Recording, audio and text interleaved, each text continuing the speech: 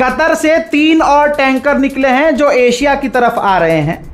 भारत, पाकिस्तान और कहीं और भी जा सकते हैं, चाइना भी जा सकते हैं, और इनके ट्रैकर को बंद करके छुप कर लाया जा रहा है। अब आपको बता दूं कि पिछले 3 दिनों में भारत के 3 टैंकरों पर हमला हुआ है, और अमेरिका ने जो हमला हमारे टैंकर पर किया, भारतीय टैंकर पर, हिंदू समुदाय के मुंह में दम नहीं है कुछ बोल सके। यहां तक कि मोदी जी शुक्रिया अदा कर रहे हैं ट्रंप का कि शुक्रिया कि आपने हमें सपोर्ट किया।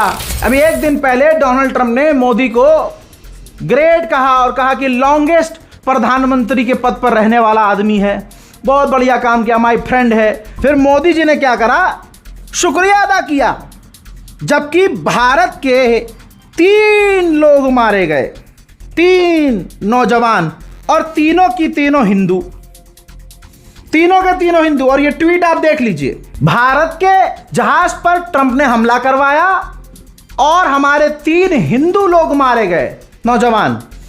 कोई गोदी मीडिया इन 3 हिंदू नौजवानों के कत्ल पर नहीं बोल रहा है।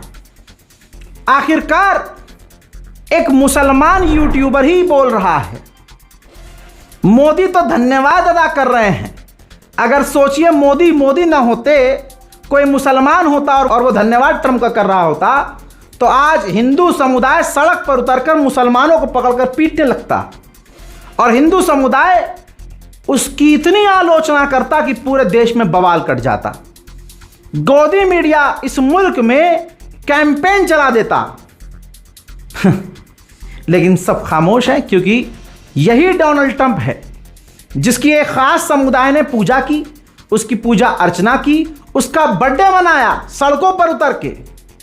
आज वही ट्रंप भारत के जहाज पर हमला करवा देता है, तो क्योंकि वो भगवान है, वो दादाजी हैं, तो एक खास समुदाय उसके खिलाफ कुछ बोल नहीं पा रहा है। यहां तक कि भारतीय विदेश मंत्रालय के द्वारा स्टेटमेंट दिया गया, तो उसमें आपको बयान सुनाऊंगा इनका, जायसवाल साहब का।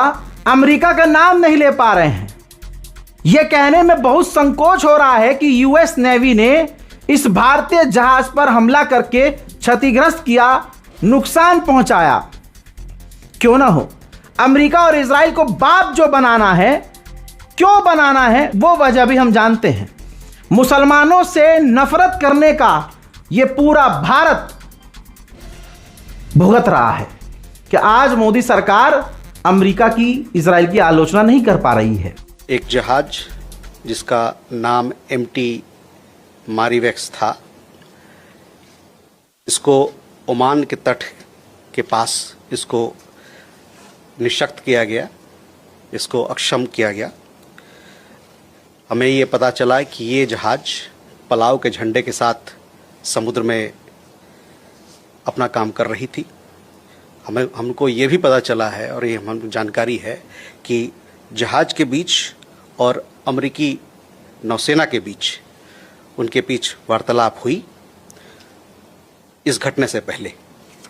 इस जहाज पर 24 भारतीय नागरिक कार्यरत थे।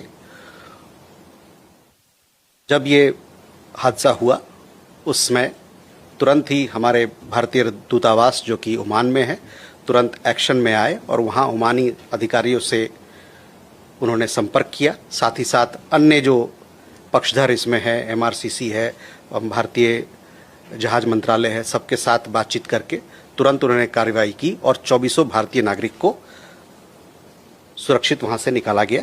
ये सभी नागरिक, हमारे नागरिक सुरक्षित हैं, और हमारी जो दूतावास है इनसे संपर्क में है और इनकी देखरेख कर